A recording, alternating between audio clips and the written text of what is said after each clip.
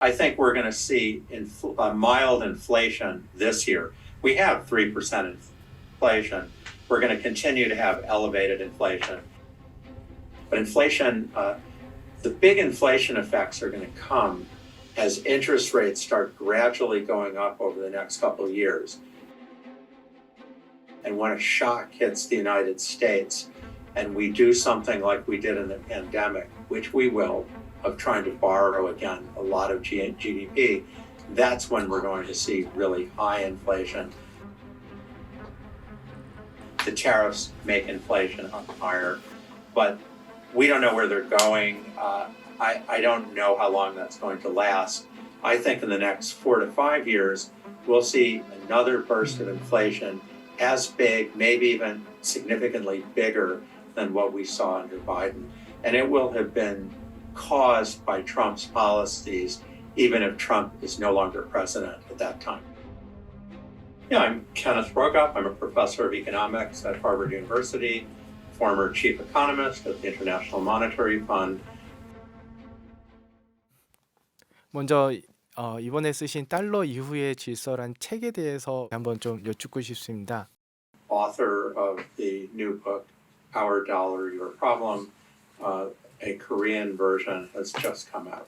Well, it follows many, many years of research that are built into the book of myself, my students. And also, I had a feeling that economists had become totally focused on other issues like inequality, the environment, and had forgotten about really important macroeconomic issues like inflation, debt, exchange rates, financial crises.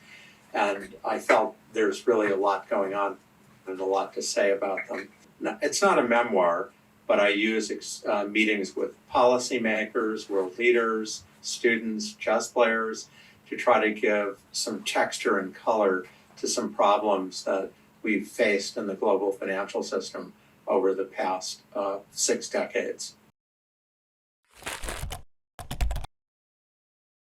미국이 강력한 국방력과 이제 기축 통화국으로서의 영향력을 유지하다 보니까 이제 미국의 재정 적자가 굉장히 심해졌잖아요. 트럼프는 여러모로 지금 재정 적자를 해소하려고 노력을 하고 있는데 이게 이제 달러 패권을 가지는 어떤 필연적으로 나타났을 수밖에 없는 문제인지.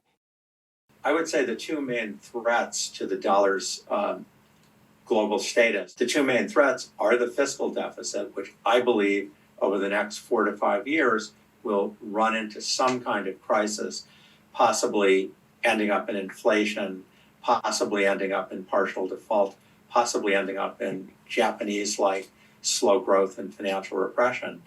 That's one of the threats. The other are the threat to central bank independence, which comes, as my book describes, not just from Trump, it's also from the left, the progressives. That's the other side. They dominate the Democratic Party. They don't like central bank independence. They don't even like banks. And so I think those two are threats because the world depends on an independent central bank to keep low inflation. It depends on the United States for maintaining a sober fiscal policy so that we don't get inflation, aren't forced to do reckless things with the dollar. So anyway, that's what my book argues. I think the dollar's days as a safe haven are over. You're a fool to believe that there'll never be inflation in the United States, that President Trump would never consider partial default to foreigners, because now our interest rates have been going up. We have borrowed now much more than we ever have before as a share of GDP.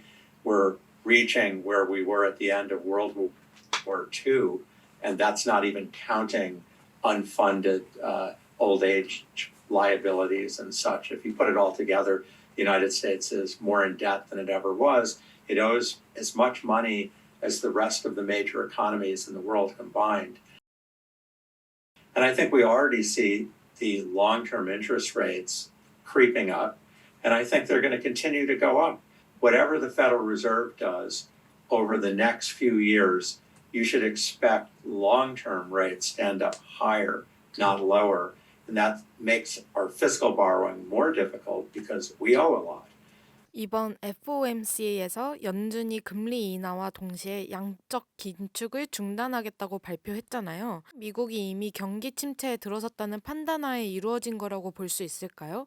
Well, we don't have very good data on the US economy right now. We're missing some of the most important data, particularly the labor market statistics. That's not just because of the government shutdown, which is going on as we're conducting this interview, but it's also going on because of years of budget cuts, mistakes that were made after COVID. So in some sense, the Fed is flying blind compared to earlier eras, and so are economists. All in all, the US economy appears to be doing very well. I mean, I think the odds of a recession are well below 50% over the next year, but they're not zero. They're probably 30%, something like that. So my colleague Gita Gopinath recently pointed out that part of what's making the US economy strong is the stock market's been rising and making everyone feel rich. Well, that can go into reverse.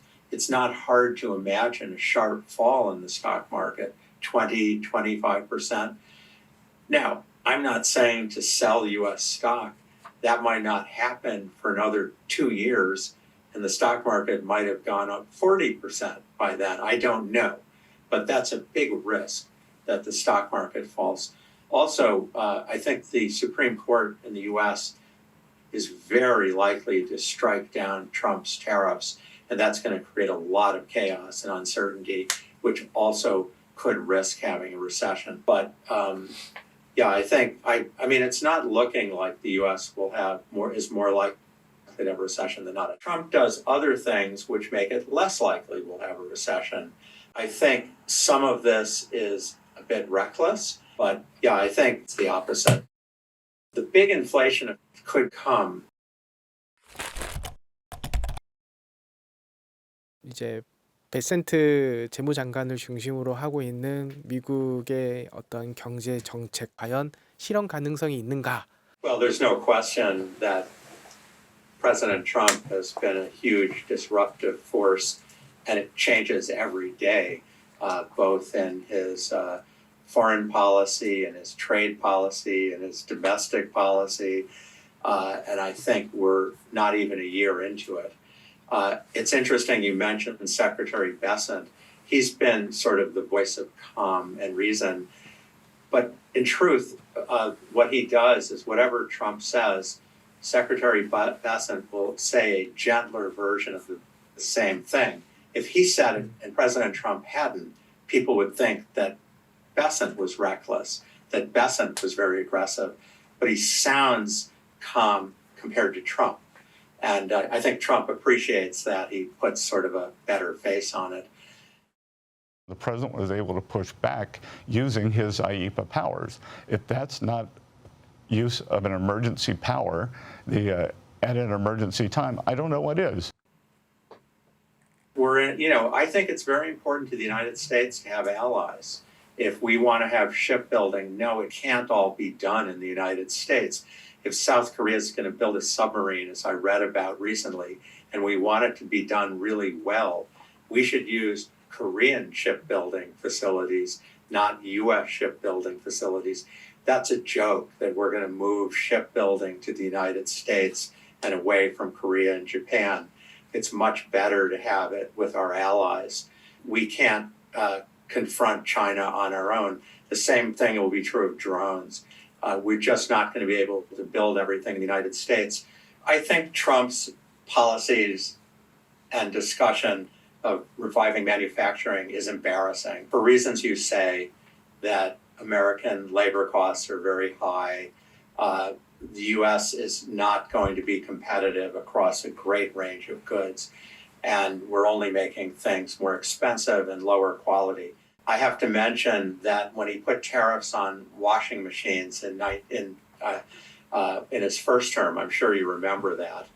I have a 15-year-old LG washing machine, and I showed it to my repair person and said, oh, he said it would be $500 to fix. And I said, well, I should just buy a new one. And he said, oh no, ever since the tariffs, all the washing machines are terrible. You should fix this one. This is a Rolls Royce compared to what you can buy since Trump's tariffs. So that's, I think a lot of people feel that way. What's really ironic is we may have more manufacturing. It'll be automatic. It won't be jobs. But if one looks at the true impact of Trump's policies, many of his policies to promote AI are boosting short-term investment. It's not going to be to increase manufacturing jobs. He won't.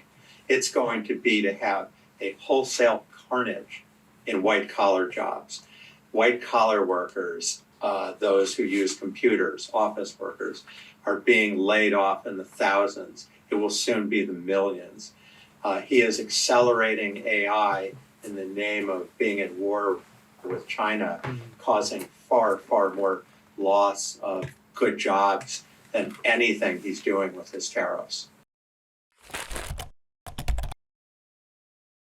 달러가 사실상 이제 군사력으로도 사용되기도 하고 스위프트 망을 통해 가지고 다른 나라들을 제재하기도 하는데 그런 움직임 때문인지 중국은 미국의 국채를 팔고 있는 현상을 보였거든요.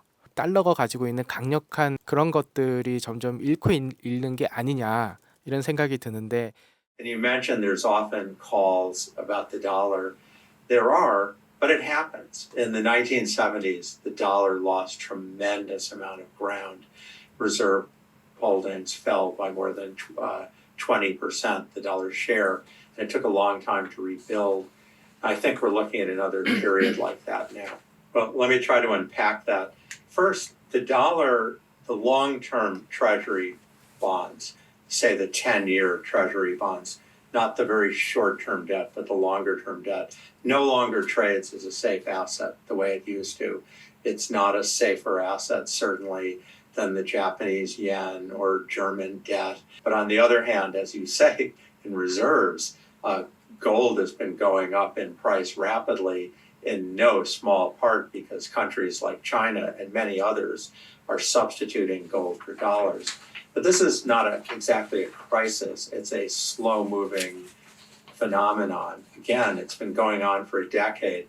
I think President Trump has lit a fire under reserve managers who are thinking of holding less dollars. But it's not easy overnight to change anything. It's a long-term proposition. We're probably looking at a future where the dollar is first, but it's lost more of its market share to the euro, renminbi, crypto, and other things. Also, it's certainly the case that China could not have maintained its rapid growth. It was growing by more than 10% a year. It was what China did in the 40 years since 1978 was just phenomenal how fast it grew. It has slowed down. It's probably part of the problem is China needed to reform its economy. It was very dependent on real estate, infrastructure, housing, construction accounted for a third of its economy. If you look at direct and indirect effects, it's much more important even than exports and certainly anything else in the Chinese economy. And at this point, China's overbuilt. It has houses that probably will never get occupied. Its population's not growing. It has magnificent office buildings in far corners of China where the jobs never came. And they're certainly in a financial crisis, housing crisis, real estate crisis, whatever you want to call it. And I think where it shows up most dramatically is that the Chinese people have a very large share, I want to say 80% of their savings in housing. And housing prices are falling. They've fallen probably at least 20%, maybe 30% in the smaller, poor tier 3 cities, which nevertheless account for more than half of China's GDP. And I think we're even seeing them fall in the marquee cities. And people are freezing up. They don't want to consume. It's very similar to what happened in Japan in the 1990s, and to a lesser extent after the Asian financial crisis at the end of the 1990s. So China's in a difficult situation. I think its growth is not even as high as the IMF numbers or the Chinese official numbers, which are in the 4 to 5% range. I think China will be lucky to grow at another 2 to 3%. Now, you're particularly focused on Xi Jinping's leadership, and I think, where one might single out issues are he has changed the policy of always trying to appoint top technocrats to important positions. That had been a very important part of Chinese growth model. I've met many, many Chinese leaders over the years, very impressive, very competent. That has gone more towards having people he feels are loyal to him, just like in the United States. And I think that too is a problem. But I don't think this really is about Xi Jinping. I think it's really about China's imbalanced development strategy, where it has inevitably run into the same problems that Japan ran into, to a lesser extent, Korea. 스테이블 코인이 약해지고 있는 미국의 달러 패권을 회복하는 데 도움이 될 수 있을까요? Well, there's no question that the dollar stable coins is a strong move for helping the dollar retain its usefulness in global trade. But let's not push it too far. The argument has been that treasury bills will be needed to back the dollar stablecoins, and it'll be a new multi-trillion-dollar source of demand for U.S. debt. Now let's understand there's $30 trillion in debt we need to place, and even the most optimistic voices say that stablecoins will create less than a tenth of that. But I think a lot of that demand will come from money market funds in the United States that already hold treasury debt. It'll come from banking deposits that already hold treasury debt.